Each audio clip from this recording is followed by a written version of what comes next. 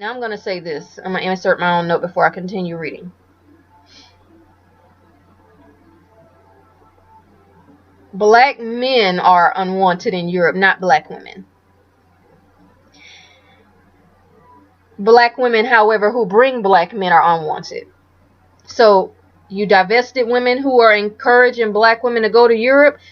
Don't encourage them to go to Europe, because most of them are not truly divested and they still fucking niggas on the side. And if a lot of these half-ass mammies go to Europe, they're gonna bring niggas with them. And I'm gonna tell you something. We're settling in Europe next summer. If I see flocks of black people coming over there from America, we're moving somewhere else.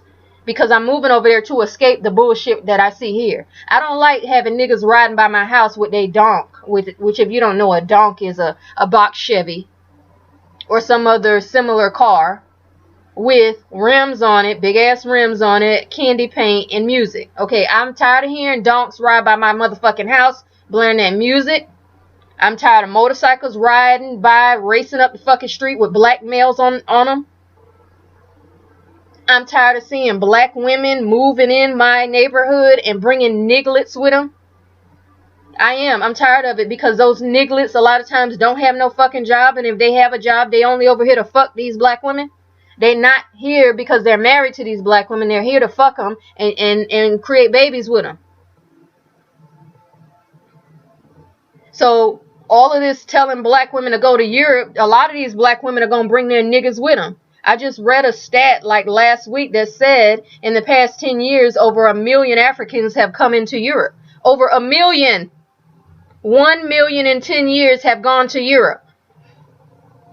So if you start telling black American women to go to Europe, then guess what's going to happen? It's going to become another America. But I'm going to tell you something. Them Europeans don't have that same American mentality of tolerance. And even though America has a lot of racism, they're not going to let all of them get in where they fit in. They're going to take the lower caste system jobs, as they say. Like I said, for the most part, Europe is open to black women of a certain caliber. But when they start bringing black males, that's when it becomes an issue. The article continues on, but y'all black women who think y'all gonna come over here and let niggas follow y'all, they gonna let the black women live a lot of times, but they gonna get rid of these niggas. So you better be careful with that. You better be careful with bringing your niggerish ass sons over to Europe too.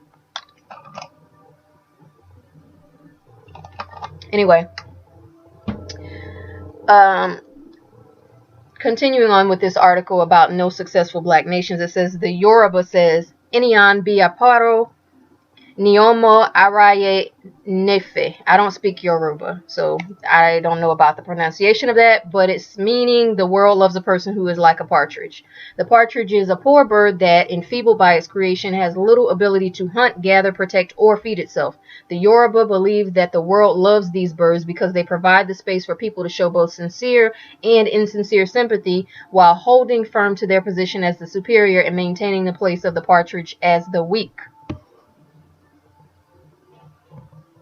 Which is to say that if the partridge relies on the sympathy of others, it will not elevate its position. If we, black people everywhere, cannot gather the resources within our powers to exert real challenges and restore our dignity, we will continue to be seen as weak. Our protestations and grievances will be met with sympathy, which does nothing to inspire respect. Black elites should allow for self-criticism and soul-searching and for the restoration of the Pan-Africanist movement with an eye toward building sustainable black nations. We must come to realize that to a great extent, the fate of the black man in America is inextricably linked to that of his brother in Africa. I'm not going to continue reading this because this is a pro-black person. I don't believe in Pan-Africanism. I'm not for that, because if they were ever going to get anything done, they would have got it done before now.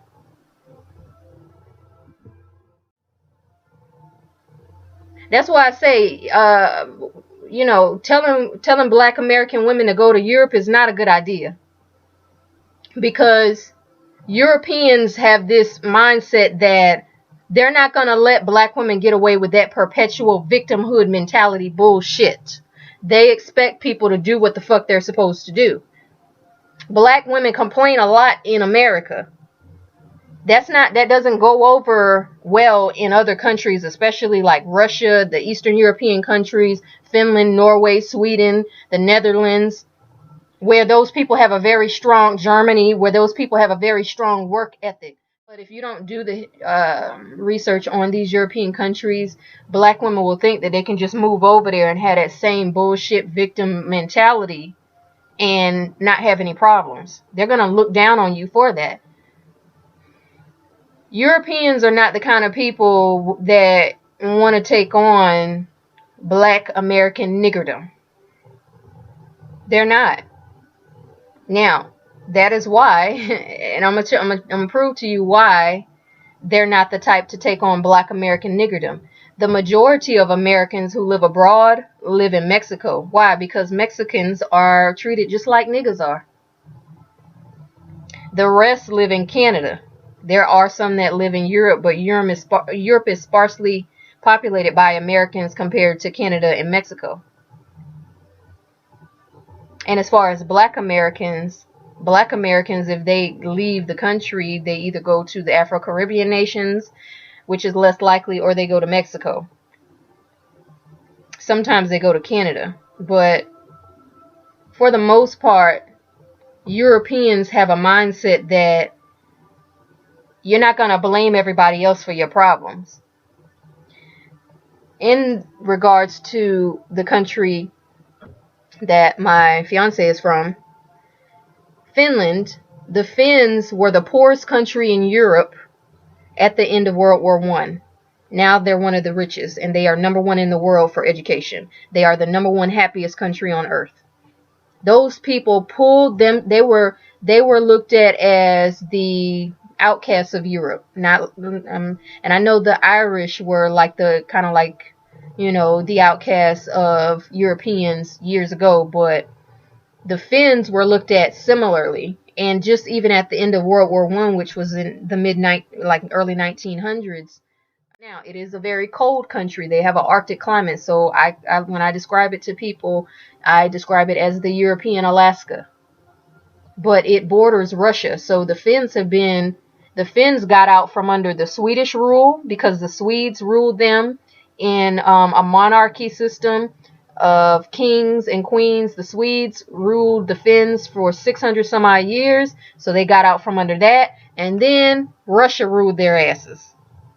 So they fought Russia's asses off too. So a country that can fight off Russia and then keep Russia out is not going to tolerate no Blackistani fuck shit.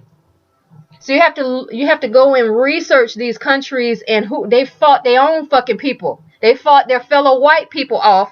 They're not going to allow no niggas to come over there with that victim bullshit. Y'all take care of us type of bullshit. They're not going to allow that.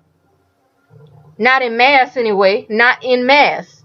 And especially you black women who think you're going to bring black men over there. Y'all better be careful with that shit.